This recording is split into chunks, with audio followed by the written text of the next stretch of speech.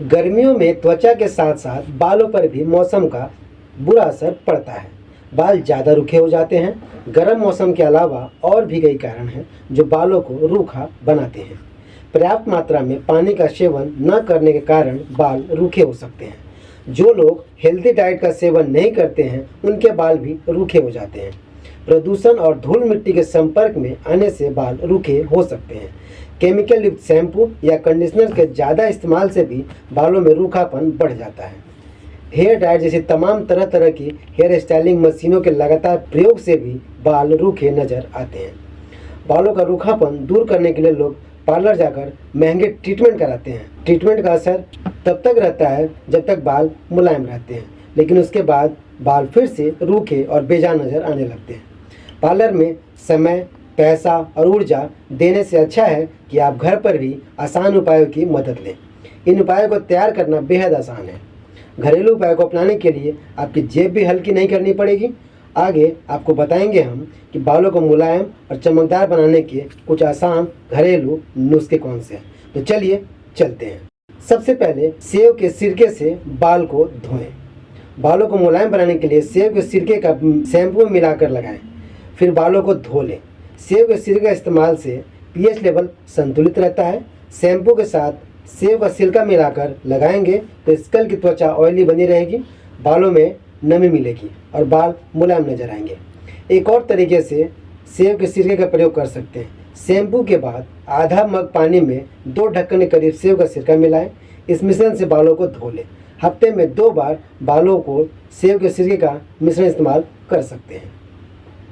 अब बात करते हैं बालों पर लगाएं प्याज का रस। जी हाँ दोस्तों, प्याज का रस बनाने के लिए एक प्याज को मिक्सी में पीस लें, फिर मुलायम कपड़े पर पिसा हुआ प्याज अलग कर दें। प्याज के रस को दूसरी कटोरी में निचोड़ कर इकट्ठा कर लें। प्याज के रस को स्कल्प पर लगाकर मालिश करें। 15 मिनट बाद पानी और माइल्ड शैम्पू से फिर सिर को धो लें। प्याज में मौजूद एंटीऑक्सीडेंट से बाल चमकदार और मुलायम बनते हैं। इसमें एंटीबैक्टीरियल और एंटी फंगल तत्व मौजूद होते हैं। इन गुणों की मदद से बालों में रूसी और फंगल इन्फेक्शन की समस्या दूर हो जाती है। अब बात करते हैं शैम्पू से पहले बालों में लगाएं दही।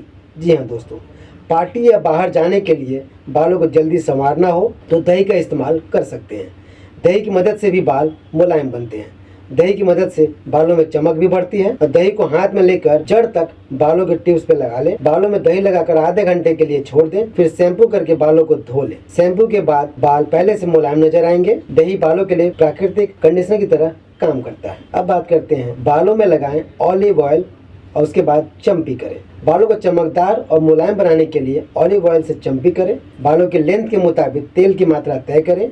थोड़ा सा तेल हाथ में लेकर बालों की जड़ और टिप्स पर लगाएं। हाथों की मालिश करते हुए पूरे बालों पर तेल लगाकर आधे घंटे के लिए छोड़ दें, फिर बालों को शैम्पू लगाकर धो लें। ऑलिव ऑयल में विटामिन ई होता है जिससे बालों को मुलायम बनाने में काफी मदद मिलती है। अंडे के सफेद भाग से को बनाए हेयर मास्क। जी हाँ दोस्तों, कटोरी में 1 अंडा फोड़कर उसकी सफेदी निकाल लें।